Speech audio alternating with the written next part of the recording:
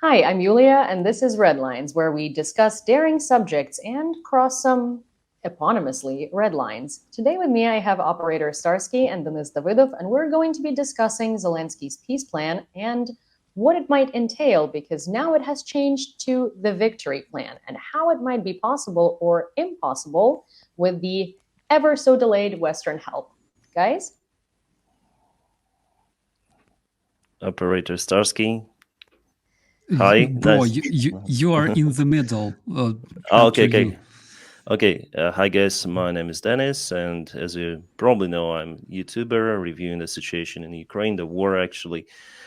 Um, well, as we discussed with the guys already in a pre-record, it's hard to comment the peace plan, which actually do not exist openly. It hasn't been yet published by President Zelensky. However, it was announced for the small circle. Donald Trump, Kamala Harris, or Joe Biden. So those guys, they know about this peace plan, and I think that something should be done to provide Ukraine with the long-range missiles. And the part of that peace plan could be the delivery of those long-range missiles. Why is it important? Because we need to counteract the Russian threats because they obtain from their friends like Iran and North Korea the long-range missiles. It's been reported by the Wall Street Journal that Iran already sent some of the ballistic missiles to the Russian Federation. Yes, those are with a much less range compared to the Russian Iskander missiles, which have the range of around 550 kilometers. But still, Iranian missiles are much cheaper compared to Iskanders, and Russia might use them widely, especially if we speak about the Kursk operation, how Russia might cut Ukrainian supplies. So Ukraine needs to counteract to that threat, obviously. And Ukraine doesn't have its own long-range missiles. Like we had some of the Tochka U, but not a lot from the Soviet Union. So the new weaponry should be delivered. Otherwise, Ukraine will not cope with the Russian supply lines, Russian military airfields.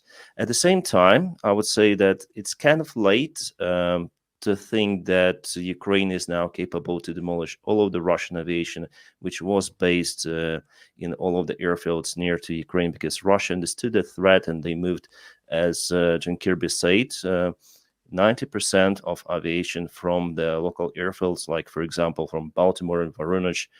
But around 4 months ago, there were many planes. So, in a way, we already lost this coat of guard scenario for the Russian aviation, which is kind of bad. But I still think that Ukraine should obtain those missiles because still it increases the capability for Ukraine to withstand against Russian aggression on the Russian territory, because now we see with the Kharkiv operation that Russia uses its territory to attack Ukraine widely. So about the peace plan itself, I think that it includes, according to many of the Telegraph, they say that this peace plan includes the long-range missiles points, Nate. Yeah, I yeah, go ahead. Yeah, I completely agree with Dennis. And by the way, it's really, really cool to see you guys, my good old friends, in one place. So I'm Operator Starsky, Ukrainian veteran and war commentator. I don't know how to call myself, but I believe that this plan will include different, I would say, requests or inquiries to our partners regarding the long-range weapons, regarding the air defense, regarding the necessary weaponry that we require at this point. Because, for example, if we want to protect Ukraine frontline cities from Russian tactical aviation, if we want to protect our cities from Russian strategic aviation that launches their missiles from Caspian Sea, etc., then we need to have measures to do so. And we're talking about the air defense systems, land-based, and we're also apparently talking about the interceptors, maybe jet fighters that we can use to intercept those airplanes, which is, again, it's a question because we don't really know the plan itself. We didn't see it, but I believe that President will show this plan to the allies, to our partners, and whatever is in this plan, I believe, again, it's just my opinion, there will be requests for different sorts of weaponry and reasoning why this should be delivered and how it will be used. Of course, long-range weapons is something crucial. Today, we received another response from the US that the US don't really believe that using long-range weapons will change anything crucially. On the other hand, of course, you can just provide them to us and then we will see. But the thing is, there's another component to this, and I believe that this plan should also include such extremely important thing as combating Russian propaganda, because we need to do something. Why it's important? A lot of our allies are ready and they agree to let Ukraine strike Russia with long-range weapons on the Russian territory. Other allies, and some of them are crucial allies, like the United States, for example, they hesitate. And the reason they hesitate is because Russia constantly keeps sending signals that it will cross 100th red line, etc., and bring the war to the escalation and the World War III, which basically is extremely funny because Russia can escalate, however, as much as they want, but the rest of the world cannot. But the problem is, yesterday I read that affidavit from the FBI investigation regarding the social design agency run by Russian PR specialist, PR expert Gambashidze, and in those that is extremely interesting document. And there, one of the main narratives that Russians agreed to spread on the West is nuclear hysteria. That is something that they were working on since 2023. In like the scale of this work is enormous. It's hard to imagine. They were involving millions of fake accounts, millions of commentaries. But why it's important? It's important for Russians to talk about it, because when Russians studied the let's say the attitude, the condition, the mind of the Western citizen, they understand that people on the West are not afraid of Russian nuclear weapons much or enough for Russians. And this is something that bothers them. And this is something that makes them create those fake accounts and spread false narratives that will scare the living hell out of people about Russian nuclear weapons. It bothers Russians, and they feel that it's really important to talk about it. That is why we can see a lot of statements made by Dmitry Medvedev, by Putin, by Volodin. Today he also made threatening statement towards the West regarding nuclear weapons. This is something that bothers them for some reason, and I think that the reason is obvious. Well, because they're not big and scary anymore, right? But also, I think that has a lot to do with the fact that the people that were scared of the Russian nuclear weapons are not necessarily the people who are on the internet today, because those are the people who lived through the Cold War. And that's not the main populace of the internet. The main populace of the internet are people who are like our age and below, way below, right? And those people don't see Russia as something threatening. Those people kind of, either some crazy people on the left and on the far right see Russia as an ally and see Russia as like a friend, and the other people just don't. They see all of the memes and they see all of the things that have been happening, and they just don't, it's not serious to them. And also, again, they didn't have to like do bomb shelter drills and any of these things. It's not real to them. But I was going to say that, and it's really sorry for interrupting, but I think it's really important, of course, to not to lose our mind, being too optimistic or overly pessimistic. We should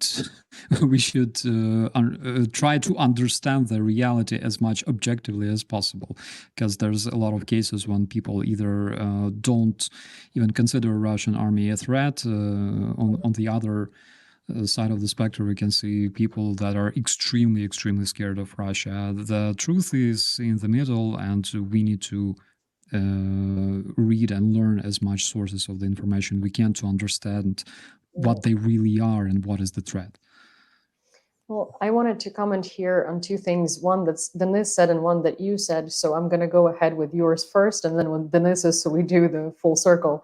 So one of the things that you said is combating propaganda. And I think that's so important, especially in the face of I think it was Ray Ruth, his name was, the guy who tried to shoot Donald Trump, which in my personal humble opinion is a PR stunt. And I feel like we're going to be seeing a lot of those before the election. But he went to Ukraine and he was a scam artist. He, he's like this guy who's had like convictions and criminal history. And from my personal source at a major American bank, he's had 12 bank accounts closed for fraud. So this guy came to Ukraine to basically find a new grift. The grift didn't happen. He left Ukraine. Every single person on the ground has not mildly, but in layman's terms, told him to screw off. No one wanted to work with him. He was imposing and he was crazy. He was trying to sell Afghani mercenaries to Ukrainian people or to Ukrainian units. It was a crazy story.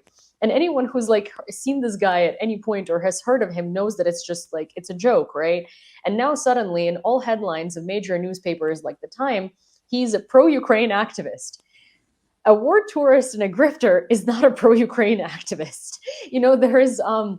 There is a guy who is also on YouTube who travels the world, who votes for Donald Trump, who came to Ukraine and now makes videos saying that, Kyiv is a very rich city and that's because of our taxes. It looks great. And we've definitely built it on American taxes. Just having visited Ukraine does not mean you're pro-Ukrainian. So these types of things, for sure, we really need to combat them because there is also going to be more and more of them as the American election comes closer. But backtracking to something Denis said is we need long-range weapons to hit Russia's airfields and Russia's ammo storage depots and military infrastructure in general.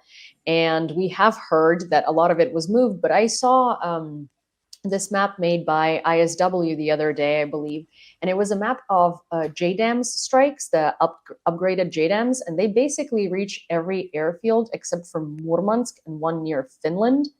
So technically, and Russia can't really launch their aircraft from that far away, so they would have to move them at some point anyway. So yes, that would be very helpful. And then my personal addition here that you two might comment on is Crimea. And I don't think in terms of peace troops, I think that there have been a lot of rumors that basically we do not have enough fulfilled promises and enough equipment and enough manpower to take back both Donbass and Crimea. But of course, we're not going to choose between the two. And if we were to try to return something to crumble Russia's front line, it would be Crimea. So the idea is that all the efforts would be concentrated on taking back Crimea, and then the rest will follow and crumble. What do you think about that? And do you think that could be in Zelensky's viable peace plan as per Linda Thomas Greenfield? I believe that this can easily be part of the strategy because it's something really obvious. In the first place, if Putin loses Crimea, he's dead. But it also requires building a proper fortified line of defense in order to make sure that Russians want to move further. And we should also make sure that we have enough weaponry that will let us eliminate their personnel. Because again, we can see a lot of cases when Ukraine was throughout the war was hitting Russian command centers, disrupting Russian logistic lines, etc., etc. But we cannot use as much artillery as Russians do in order to eliminate Russian personnel.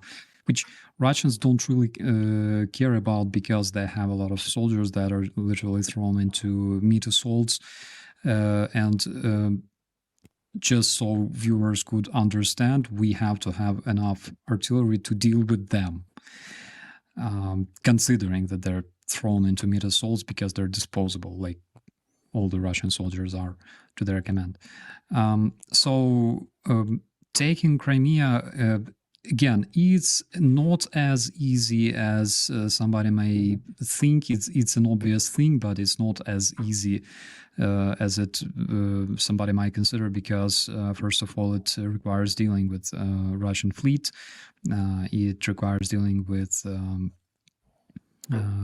Russian personnel that is, again, stationed there. There's a lot of their aviation. There's a lot of Russian troops that are prepared and expecting to be used in the second echelon.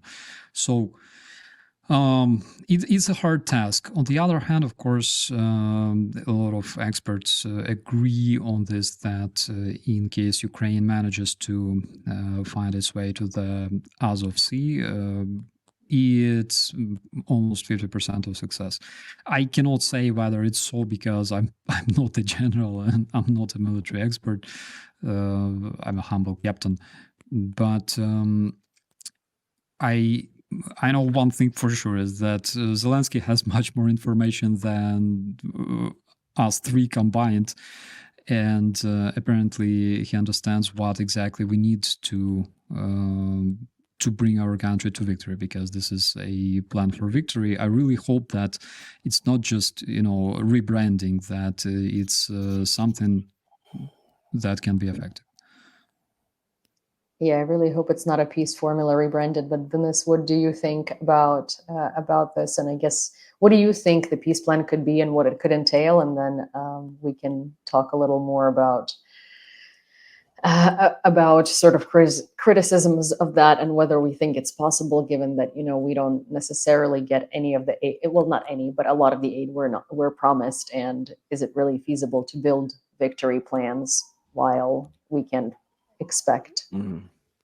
So obviously Zelenskyy will include, as I say, the long-range weaponry, and there could be also some sort of the temporary solutions with Russia, as we see many of the countries somehow started to speak about peace. We heard those narratives even from Germany. Yes, those narratives later on appear to be fake, as our side says, but those rumors are also like many of the countries are now pushing the sides for negotiations. But the main thing that Putin, I think, doesn't want to negotiate at this stage, and he came out with his demands that Ukraine should give Donetsk, Zaporizhia, and Kherson Oblast, and all of the Luhansk to Russia. So it's at this stage, it's really hard to negotiate with Russia. And also, we heard the narratives from the United States politician both politicians, that Ukraine shouldn't join NATO. So I guess it's wrong idea, because if you let Russians to give all the territories, to take all the territories they occupied, you will not recognize those. Okay, it will be the second Minsk agreements, nothing more, because Ukraine will not have guarantees for the NATO. If you have guarantees for NATO, okay, this peace plan may at least temporarily work. Russia will not strike Ukraine in this case, the rest of the territory. But if you do not give the NATO membership, this is the second Minsk agreements, and I think Zelenskyy will speak about that as well. And from the Ukrainian government, we heard that they don't want to sign that kind of the deal with Russia. About Crimea, I told in one of my videos that this operation is possible, but I recorded around 1 year ago. For now, I don't see that Ukraine has enough resources for the big full-scale landing operation. There were some of the tries to get Kimbersky Peninsula or Kimbersky Kasa under control in Mykolaiv Oblast, but the landing operation failed at least two of the times. Our guys were repelled by Russians at this stage. So in Crimea, Russia has many more forces. So for now, I don't think that the landing operation in Crimea is really possible with big success. Maybe just partial success, but it requires lots and lots of resources. And unfortunately, without the Western constant military support, Ukraine doesn't have those kind of the resources.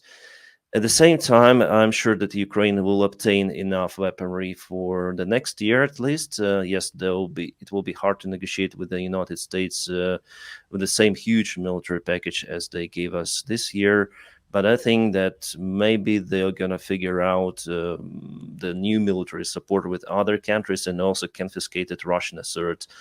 I think all of that will be included in this plan for Ukraine just to continue in 2025, because the winter time is also crucial for Ukraine to consolidate resources to be prepared for the summer campaign. Because what we see now, like Russia advances in Pakrovsk on the east, is the result of not enough military support during the previous winter. Then Ukraine wasn't able to prepare for this offensive scale of the Russian side. I think like that. So it's crucial for 2025 for Ukraine to have enough weaponry, and I think they will discuss this stuff also. Well, I think a very sort of not inspiring, but a thing that makes me feel a little better is that a lot of these packages that were announced last year and this year, their delivery date was actually 2025. So good. I think a lot of the tanks and a lot of the APCs and a lot of mortars and stuff like that, they had to be fixed up to be delivered to Ukraine, and most of the delivery dates weren't until 2025. Because it doesn't matter when they really announce these packages, most of them are not, most of them don't come within 2 to 3 months. Most of them are sort of like, oh, delivery due date by 2028. And a lot of the stuff that was announced in 2022 still hasn't been delivered to Ukraine, and its due date is 2025.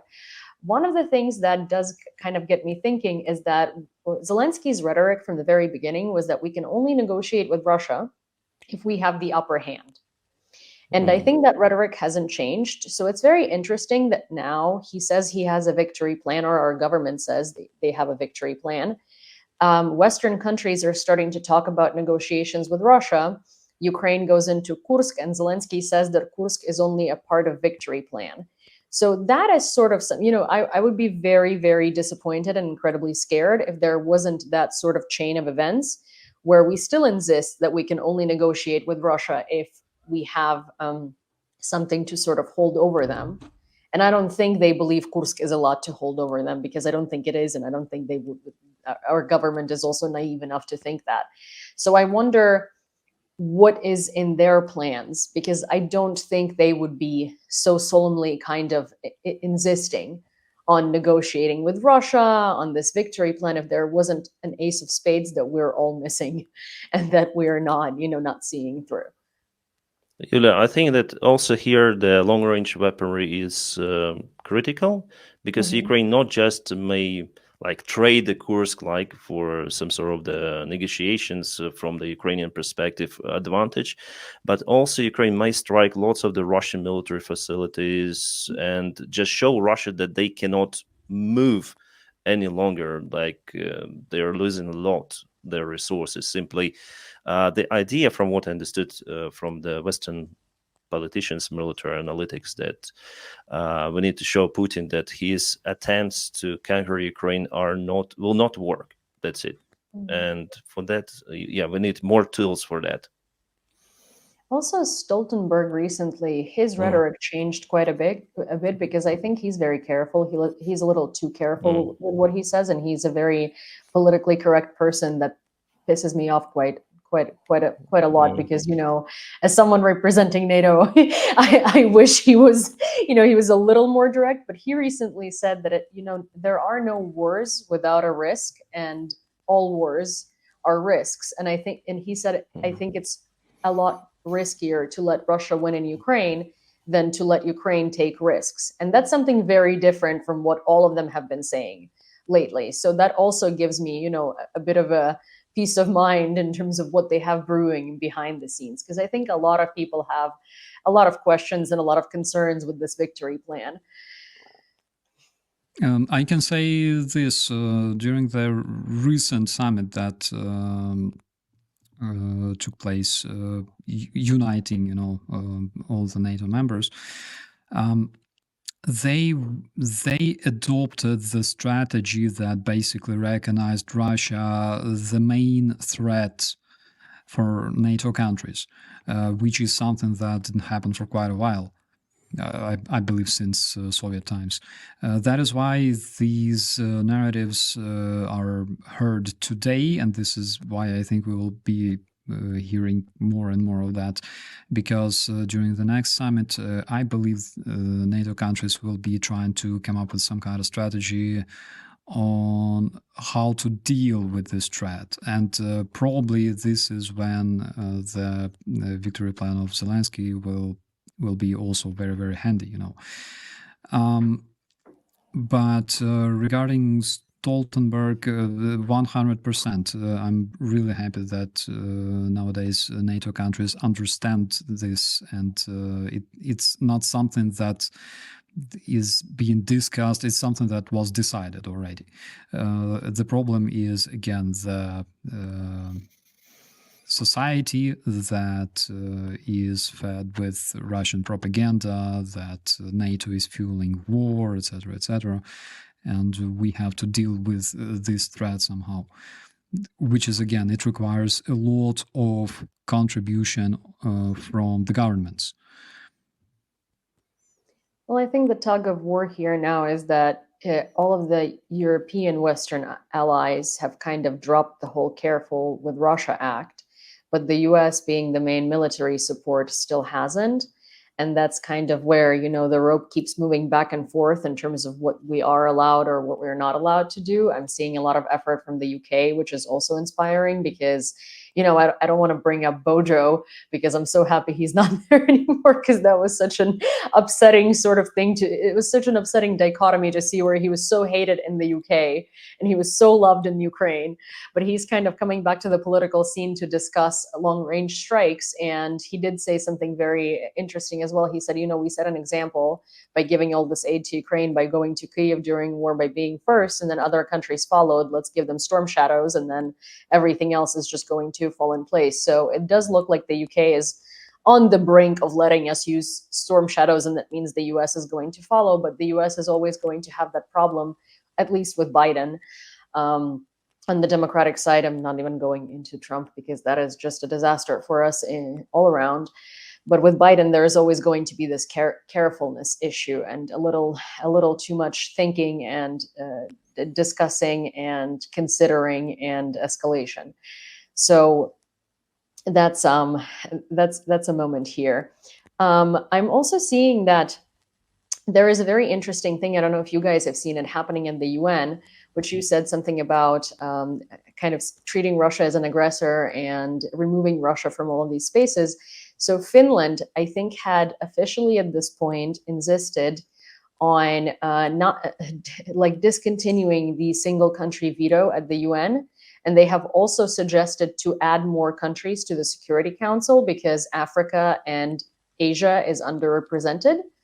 And they are obviously advocating for Russia to be removed from the Security Council. But that's an interesting thing because I don't think they can remove members, but they can add members. And with adding members, they can definitely rearrange the way that veto works and the way that they make decisions and the way that they send help, sort of. So that might be a very good driving factor as well. It does look like the world is moving, and some things are starting to happen and some things are reforming. So that's at least also something that gives me a little bit of hope. I don't really understand why Security Council should consist of 10 countries. It's crazy because we're talking about the security of the whole world. I have no idea why it's still not changed until today. Nepotism. You know? Yeah, and it's supposed to be like that. More than 140 countries condemned Russian invasion. More than 140 members of the UN voted to condemn Russian invasion of Ukraine. And I believe that if today all those countries could be represented in the UN, that could dramatically change everything. Nowadays, when there's just a bunch of countries deciding the fate of the whole world, deciding the collective security, it's completely wrong. It's as wrong as having Russia there on the first place, because they were never selected as Russian Federation member of the UNSC. They illegally inherited it, yeah. Denis, also, I think that would be a question for you. So the second batch of F-16s is due to be delivered in the next 3 to 4 months. How do you think that is, as a pilot, going to affect the battlefield, if at all? Because I think in the media space, F-16s are the saving grace, but in reality, we sort of have very few of them, and they change the picture, but they don't necessarily. I don't think they change it as much as people would like to believe. Well, at first we say that Ukraine uses F-16s for now as the defense tool, not the tool to fight against the Russian military airfields or the tool against the Russian Sukhoi 34 fighters bombers, which Russia uses to drop the aviation gliding bombs to hit Ukraine.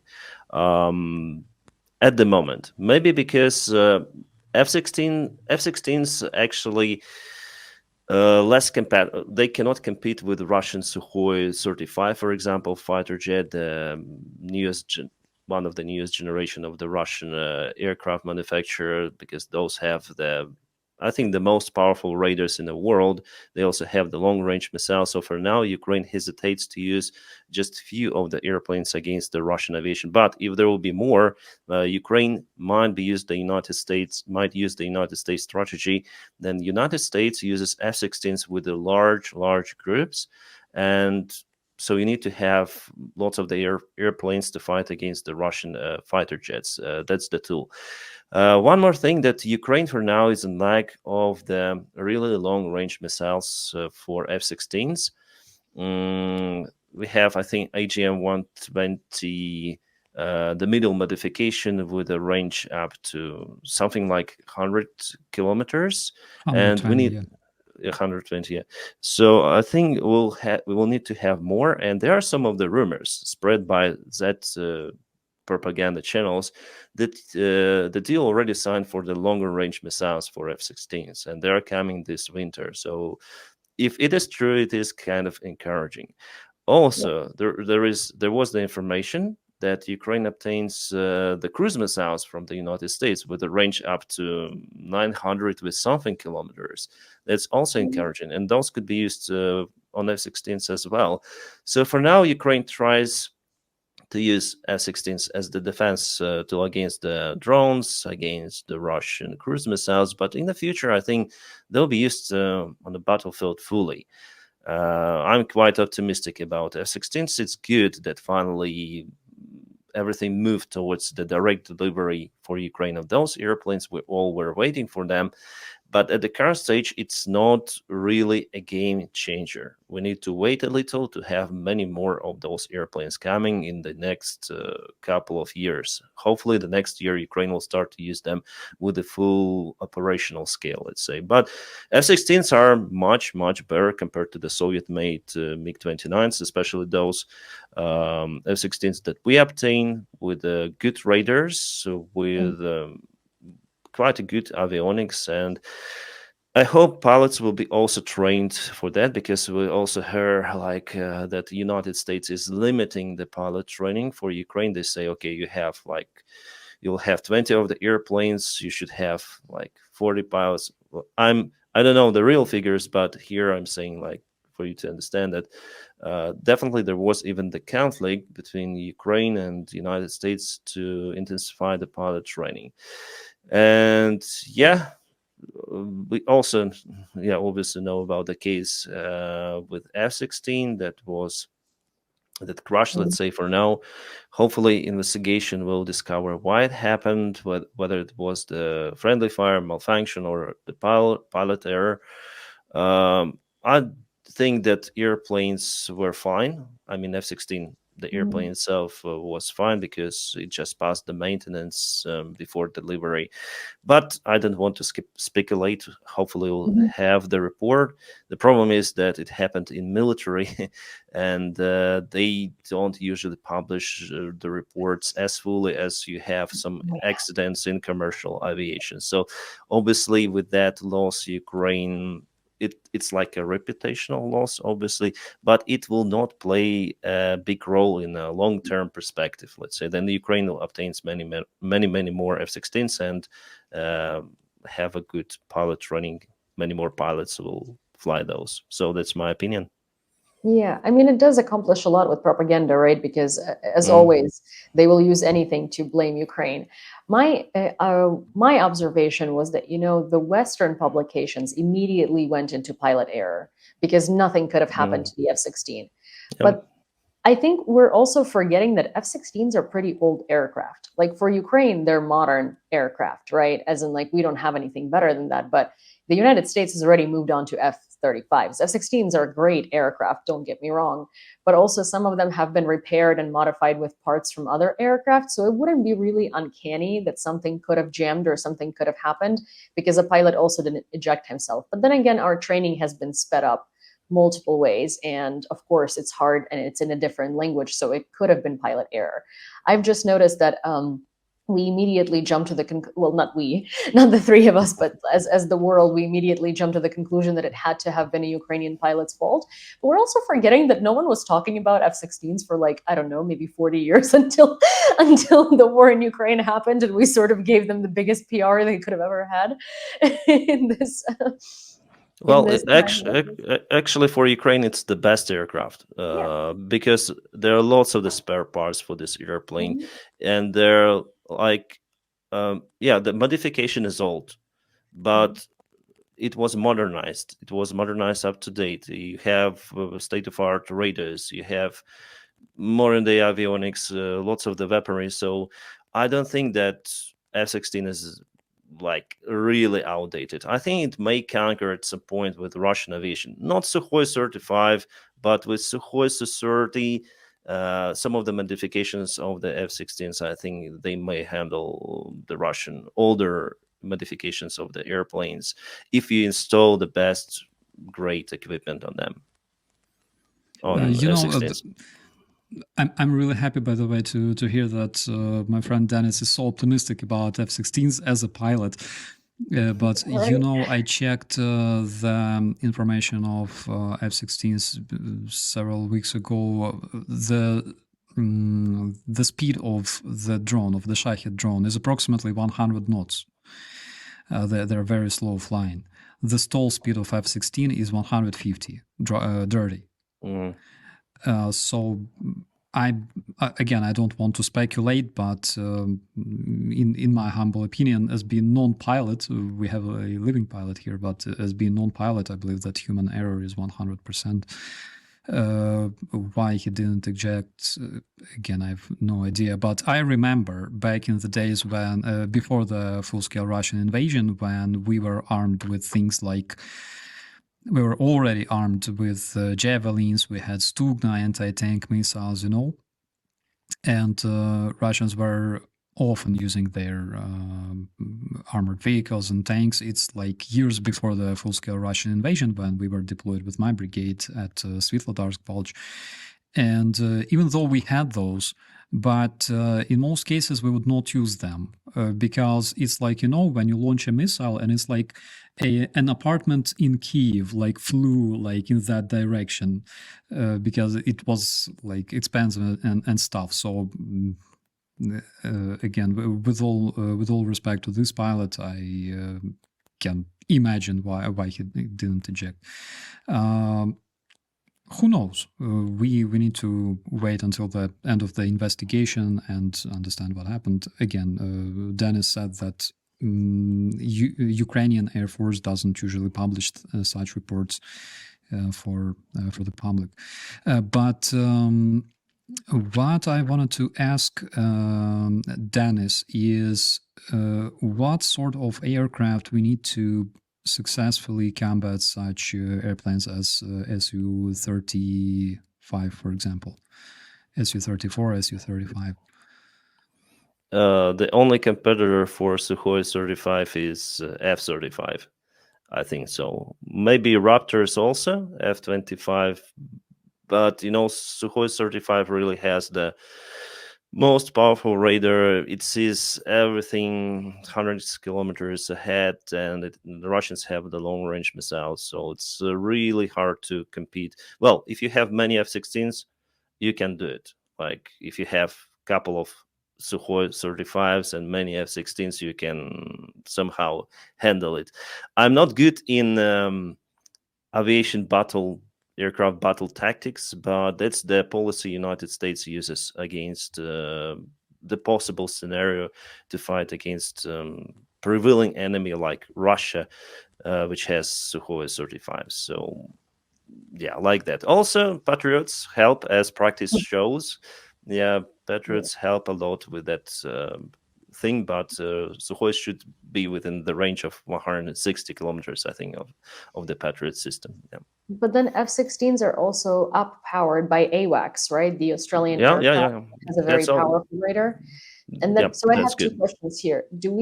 So one is, do we think that Russia evades sanctions, right? But how many of these Su-35s does Russia have?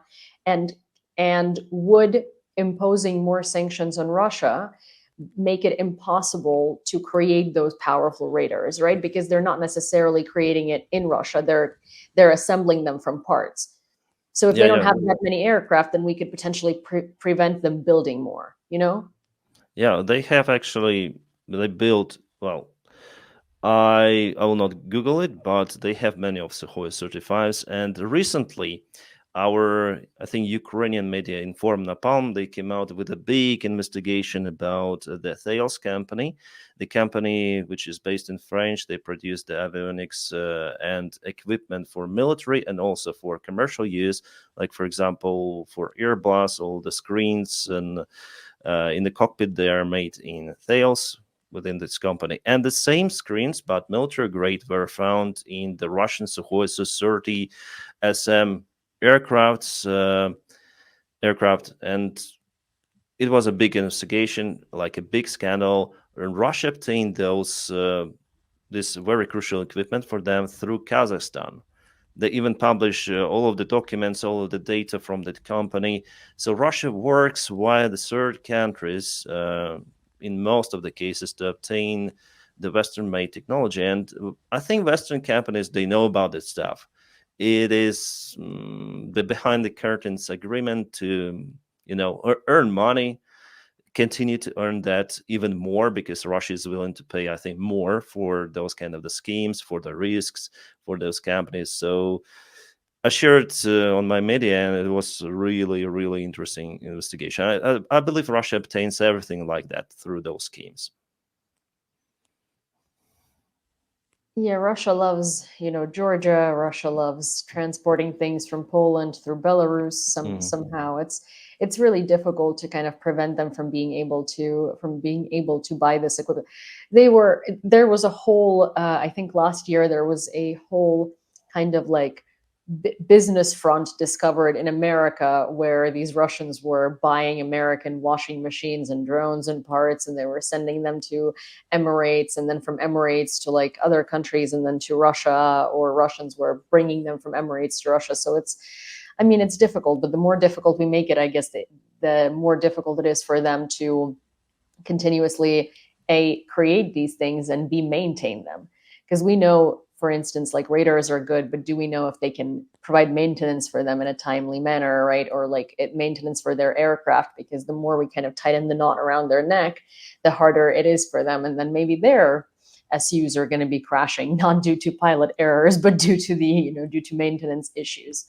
And hopefully that will start happening soon, although it doesn't look like we're doing enough for that to make a huge impact. sanctions really should work in a much better way, as we expected at the very beginning of the war. Then those sanctions were applied in Russia. We thought, okay, Russia is over. Like, just look at this. The sanction list, they are unable to produce anything. They will not be able. But we see that the schemes are working. Like, and it's the shame actually. Well, sorry for interrupting you. Yeah. I think Starsky and I have talked many times about the fact that, the West doesn't understand Russia, and I think that they've underestimated the whole like brigada mentality they have from the 90s, and how Russian billionaires and millionaires and oligarchs and random people keep a lot of their assets not in Russia but abroad, so they can actually still access them because they have those bank accounts. And if you're not a millionaire or an oligarch, but you have like hundreds of thousands of Russian money in euros or dollars, you can still access it and you can still use it. And you're not going to tip off anyone's scales because you're not a billionaire. And I think that Russia does have a lot of spies and a lot of like sleeper agents around the world that literally serve the purpose of being a bank account. So, it's I think before Russia can actually collapse and be ended in terms of sanctions, the West needs to start understanding Russia and Russian schemes, because they were like, the Western people were confused as to how Russia evades sanctions and how they buy Netflix subscriptions and sign up for YouTube. And I'm like, are you kidding me? They have whole services. People started making money off of people wanting to buy Netflix. It's Russia. I think they're so far removed. Western people, unfortunately, and politicians are so far removed of how schemy and Russia is.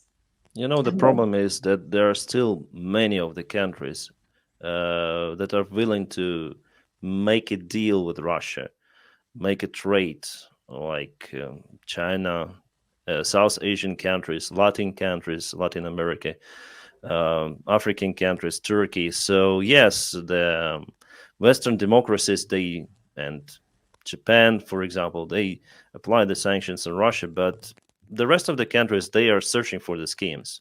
They're searching for the way outs. Yeah. Turkey is definitely benefiting a lot from Russia not having Western connections. There are Russians fly into Turkey to go everywhere else in the world. Apparently, Turkish hotels, especially the all-inclusive ones, have never been as Russian as they are today. And that's saying something, because they've always been Russian, to the point where Turkish people speak Russian, most of them, So Turkey is definitely breaking bank on this, and so are other countries. I saw like the pictures, like you can pay via cryptocurrency there. They did it for purpose in Russia. Also, they recently just stopped accepting the Mir cards, the Russian payment, but before they accepted those, so they're looking for the way outs for Russians in Turkey, and it's openly, like in every shop you may find how to pay with a cryptocurrency and everything. Well, anecdotally, go ahead. Yeah, I just wanted to say one thing, that West doesn't understand how much dedicated Russians are to reach their goals. So much. For example, if you take countries like Iran that were most sanctioned before Russia, years before Russia, same stuff. They currently produce ballistic missiles and drones that Russia buys from them, and Russians themselves are very, very much dedicated. We have to be much more dedicated than Russians if we want to win. And there's a problem. The problem is, as you mentioned, the brigada-style mentality. That is only language that Putin and his elites understand. They don't understand things like sanctions. They don't understand things like negotiations, partnership, etc. They understand the language of people buried in the concrete, people who explode in the cars, people that are being drowned or assassinated and poisoned with combat chemicals and stuff. This is the only language that Putin understands. And the problem is, unlike Putin and unlike those criminals, we cannot use such measures because we are not them, fortunately or unfortunately. But we have to understand this, accept this, and find some kind of approach to them, because otherwise they will not stop, and they will their motivation will not go anywhere. It's still there. They still very much dedicated to winning this war over the democratic world. Their channels like RT, Sputnik, etc., got dropped from the TV channels on the West, from YouTube, Facebook recently. It's really good. But at the same time, they don't care about it because they can create 100 such channels every single day using bot farms and AI, and keep spreading their propaganda. After after Russia Today was blocked, basically on the big scale, around Europe. Their efforts to increase the support for the far-right movements in Europe, in the United States, they were even bigger than before that, because they accepted this as a challenge. So you're shutting down our 3 channels, we will open 5 million channels, that is why we have to be much more dedicated. Unfortunately, people don't really like to think about it, because it means, war, increasing expenditures on the army, on different security services, etc., and also war is something really inconvenient for people to think about, but it's reality.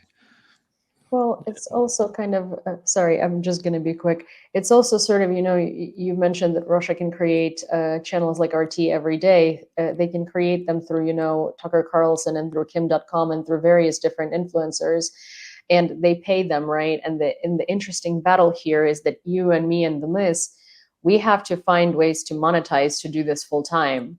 And we have to rely on people sort of like supporting us, right? And we basically have to like beg people to pay our living in order for us to be able to do our job, while no Russian influencers ever seem to have any trouble with money, ever, because they're not there trying to survive off of people's support. They're there paid to say and do what they say and do. And unfortunately, Ukraine doesn't have the capacity to, pay people who advocate for Ukraine to be able to support themselves, which is why we see so many Western people who come here, and they come here as volunteers, and then they run out of funds and they go back to Australia, America, Britain to make some more money for that period of time, like, I don't know, 2, 3, 4 months.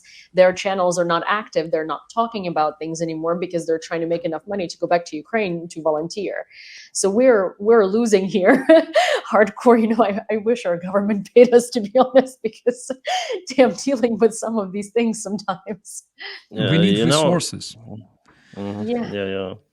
And even the platforms we're working on, like YouTube, they are not really helpful in the terms of monetization. Recently, I got my channel was in an invalid traffic situation. Like maybe there are so many bots commenting, and YouTube lowered my income by 90%, something like that. So it's crazy actually, for if you compare the situation. And there was the recent scandal, I think Operator Starsky said about the Tenet Media, the corporation created by the RT influence. They paid influencers directly, like crazy money, $100,000 per one video per week. It's something unreal, like the scale that we have never seen before. Luckily, the scheme wasn't covered. Hopefully there will be investigation for that, but the money that Russia is willing to influence into this propaganda, it's really, really crucial. It means that propaganda really matters, that we are in a breach of this really fight against Russia, but in this informational field. So it's really important. I think sometimes even more important than some sort of the weaponry. Like the propaganda plays a great role. And the outcome of the elections really matters for Ukraine. That's why they want to invest such a huge funds there. Yeah, propaganda matters a lot because Russia is fighting against democracies, and so the propaganda influences the people, the demos that elects these leaders, and the demos that pushes these leaders to do things. Mm-hmm. Like obviously, Western leaders don't believe that Zelenskyy bought a Bugatti, but their electorate does, and that's the electorate that calls them and harasses them consistently to not support Ukraine, and they want to stay in power. So they have to think about themselves first, unfortunately. Yeah, So I that's fully, how it works. and that's definitely how it works. Also, this is something very fast to backtrack. It's like I think that the West needs to start treating Russia as like a mix of KGB and low grade 90s mobsters. Maybe rewatch The Sopranos. And I think here's the thing. The West doesn't understand Russia, but I think I found the very, very like anyone would get this type of way. Watch The Sopranos. Like, I think watch The Sopranos, see what like the American Italians in New Jersey uh, act like if they're in a mob, and this is how you would want to deal with Putin and his kind of cronies, because that is basically the same thing, but lower grade and Russian. I think a good conclusion to this discussion would be for you. Here's a question for you too. With the information that you know today, right? So not speculating on what Zelensky might know and what our government might know better than us, right? But with the information that you might know today, if you had to come up with the steps for a successful victory plan, what do you think it would need to include? So yeah, for me, yeah. Mm-hmm. Okay. At this stage, I wouldn't like to be a president or any sort of the official of Ukraine, because the decision is really, really hard. Like, we see that Russia still has lots of the resources. There is the information published today that Russian defense ministry is pushing Putin to announce a new mobilization in Russia. So it's like infinite. They have infinite manpower if we speak about their population. So it's really hard to compete against that aggressive and really powerful country without being supported with everything from the West. But given like signing the second Minsk agreement, but on a larger scale, it's also no-go situation, because Russia finally will do what they did with before, like in 2022, maybe on a larger scale, because before it was small territory. Now you have a big front line. Russia may attack from Belarus, from its own territory, from the entire occupied territory, and it's impossible to protect that long front line with all of the military available in the world, maybe. So I don't know actually what to do in this situation. Honestly, I don't have the proper way out without being able to like agree on some terms, not Russian terms, but agree that Ukraine for now is unable to deoccupy the territories. So for now, the best thing as what I would do to join NATO, but to let those territories like to give them uncertain status, like do not recognize that those are Russians or Crimea is Russian, but to get those territories like they are, but to be in NATO. That at least some sort of the guarantee for Ukraine to survive. And after it, just wait for the Russian regime to collapse because of the internal problems inside the Russian territory. I think without the Russian regime collapse, this war is just endless. The problem that Russia should change dramatically for it, because even with the change of Putin, I think that this Russian regime may stay the same. Like, they have this FSB elite, they actually put Putin in power back in 1999. So creating mafia. They have this mafia in Russia, and it's gonna be very hard to get rid of this. There should be some astonishing movement within Russia, maybe even like collapses the Soviet Union. I don't believe in democratic Russia any longer, like after Putin, down to Georgia, to Ukraine. So there should be a dramatic, absolutely huge change within the Russian society or societies. People should understand that there is no go if they live within this regime. And until they have the power, they will, like, Russian regime will continue to follow its goal. They don't need Ukraine. It's their it's their mindset. They want to restore the Soviet Union, and the Ukraine, I think, is just a step for them. They want to join all of the republics to them. They're now successful in Belarus with a soft power. They're now successful in Georgia, which is, for me, is mind-blowing, because there was the war in Georgia, and now you see how Georgian parliament is being supported by the Russian money, and they vote for absolutely crazy laws. They just cut their own initiatives with the European Union, and now leaning towards the Russian peace, Ruski Mir. So it's at the same time scarce, but I'm quite optimistic on a long range, a longer, let's say, time period, that this regime just cannot live for infinite. Someday it will collapse, but it might take years and years. And for Ukraine, it's important to survive during those years. Ukraine also have big losses. Russia has losses. Ukraine has big losses, but we have much less resources compared to Russia. So maybe it's for Ukraine, it's better to stop, but with guarantees, with NATO membership. Otherwise, it will be second Minsk agreements and with second Russian attack on Kiev and so on. Well, I think maybe the only way to accomplish that without actually surrendering these territories to Russia, because we've seen what happens when when part of the country joins the Union, and then like Transnistria is this like no man's gray land. I think the only way for that to work is that if in this NATO agreement, the territory Ukraine controls today enters NATO, with every new territory Ukraine liberating. Basically, with every new territory that Ukraine liberates, automatically also applying to that. So that would create a cushion around Ukraine where our soldiers don't have to worry about, about these kind of this border that NATO protects. But it's impossible in a way. But the main thing is not to recognize the Russian territories that they occupied. If Ukraine recognizes it, it's over.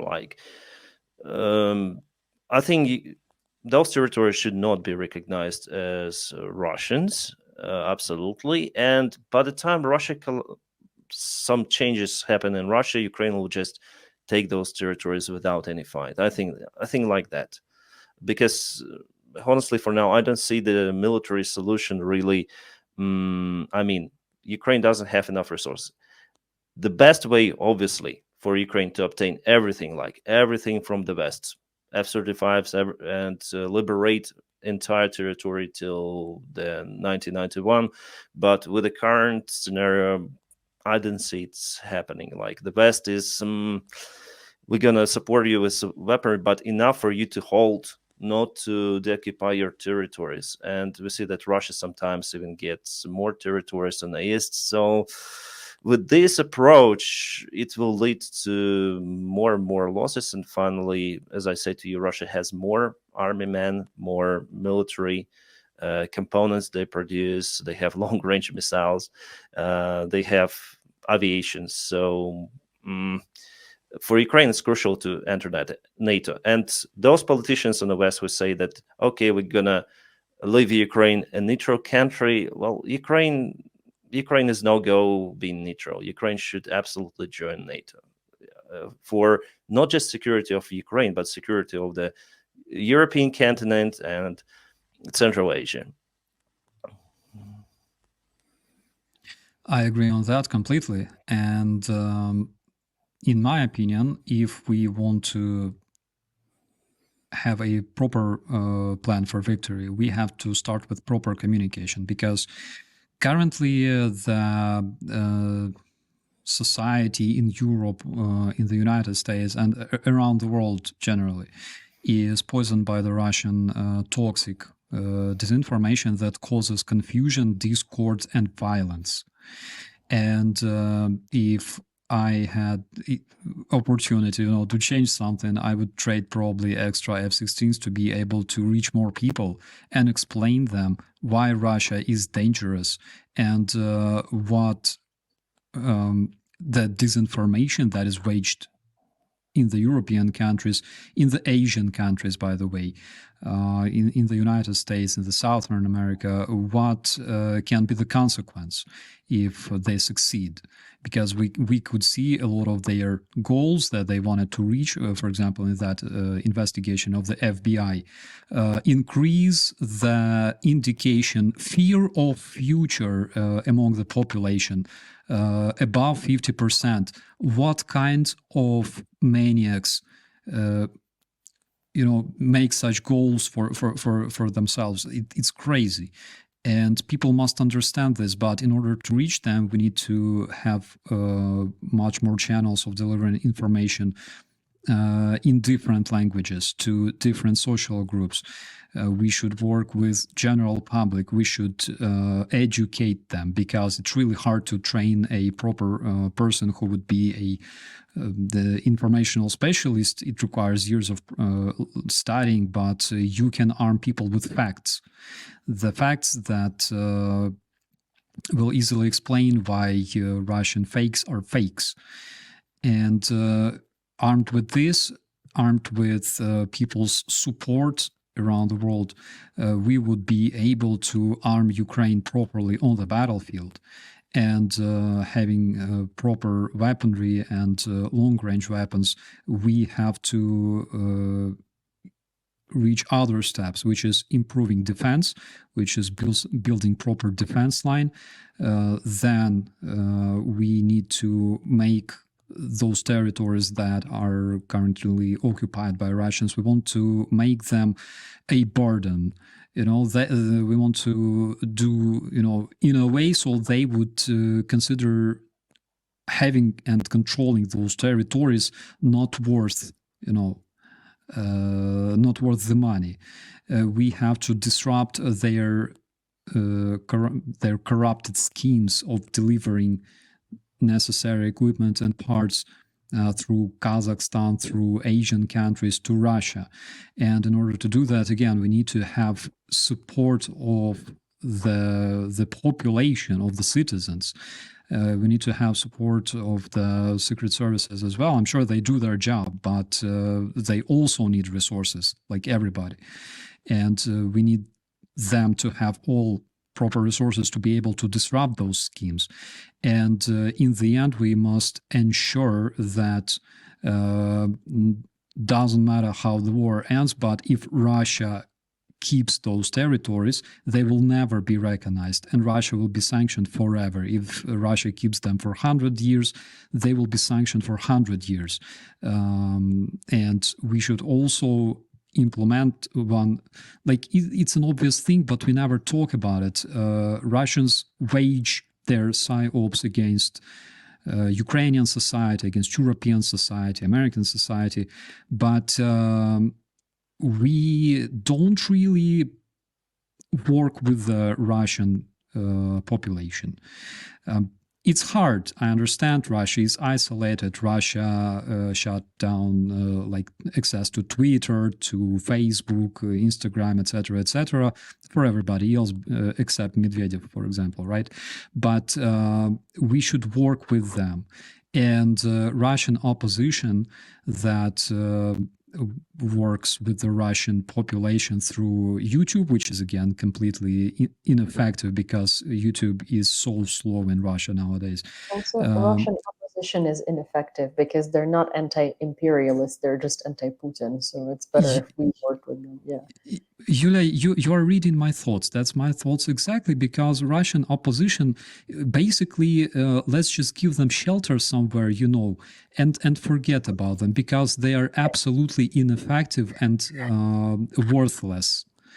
Seriously. They're like, in my opinion, honestly, they're worse than Putin because they can't even accomplish anything. It's like, it's so funny. It's, I sorry for interrupting you, but I'm so happy that someone also said this, because I love how Navalny collects all of this money from Russian citizens for doing nothing, genuinely buys expensive clothes, because we've seen her, wear the expensive clothes that are like $1,000 for shoes. And people will fight you when you bring it up and you're like, you do understand that their organization hasn't done anything in the past year, 2 years, right? 3 years. They haven't accomplished a single thing. You keep giving them millions of dollars. They don't tell you where this money goes. And then you see her, a volunteer worker who lives off of people's donations, wearing shoes that cost $1,000, and Russians are like so mad about. I'm not even going to go there because we're going to stay here another hour. I will finish, Yulia. I will finish for you. I feel ashamed and sorry for Navalny himself, because nobody deserves such fate, right? And the only proper Russian opposition that exists and that I respect is Siberian Battalion, Russian Voluntary Corps, and Legion Freedom for Russia, that are currently fighting, helping Ukrainian armed forces to fight Russian invaders. That is the only proper Russian opposition that exists, because sometimes you have to fight for freedom and democracy, sacrificing something. That's all. I'm done. Yulia. Well, I was just going to say that I think the good summary of this is that we need more communication, both with our people and trying to break Russia's walls again. We did that in the beginning of the invasion. It didn't work. Maybe we can try again. But I think in order for a victory plan of any kind to work, Ukraine and Ukraine's government needs to stop sugarcoating things to us, because I think we're, big girls and boys and we can take it. And the more we know, the better we can actually navigate this environment. And the West needs to stop worrying so much about what Russia is going to think, and they need to start making Russia worry about what the West is going to think. And that's the first baby steps to any victory of any kind to happen. Yeah, indeed. About the Russian society, still we need to find some sort of the tools to to split their society. For their opposition leaders are like Navalny was like more or less, he has something like he sacrificed, like he went there, but he created a nice video about Putin, Medvedev. He turned many people into some sort of the opposition thinking against the Russian regime. But we need also to split their society. If we say that, all the Russians support Putin, like, yes, I believe that many of the Russians, majority, they still do. They have this brainwash, but we shouldn't put everyone into this kind of the basket, because the key is to crack the society. If they see that, they say that all the Russians like that will support Putin in this case. So we need to create some sort of we need to act smart, and also say that some part of the Russian opposition is good, but obviously Navalny is a kind of, for me, she's a kind of cringy person. Really, she doesn't deserve that position at all. It's my personal opinion. Tikhanovskaya, it's kind of all of these characters that are opposition figures. I feel like they might be paid for Putin to look better, honestly, because all they do is they make Putin look better. Because you just look at them and you're like, wow, you are completely useless and brainless. Well, you guys, thank you so much for joining me today and talking about, Ukraine's hopefully imminent victory, and what we can do to accomplish it, what the West can do to accomplish it, and how we can start getting there to begin with. So I'm very grateful for all of your time that you dedicated to this today, and I hope to see you on the channel again. Starsky has become quite a frequent flyer here. maybe you can start earning miles here as well. Thank you, Yulia. Thank you, Yulia, for having us today. Yeah, of course. Thank you so much. It was a pleasure, and I really, really hope to see you guys next time very, very soon. See you, Starsky. See you. Well, this was Red Lines, and as always, I hope we crossed some of yours in terms of political speak. I will not be seeing you next week, but that's because my amazing co-host, Henry Keene, is going to be substituting for me while I will be at the Action Ukraine Summit in DC. So there is going to be a lot to discuss when I come back from there. And next time I see you, it is going to be from my apartment in NYC. And right now, I'm in my mother's kitchen. So hey, something new here. Anyways, in the meanwhile, please like this video, share it with friends, and comment underneath it whether you agree with us and maybe you have some constructive criticism that we're always happy to hear. I will see you next time, and please follow this channel. Thanks.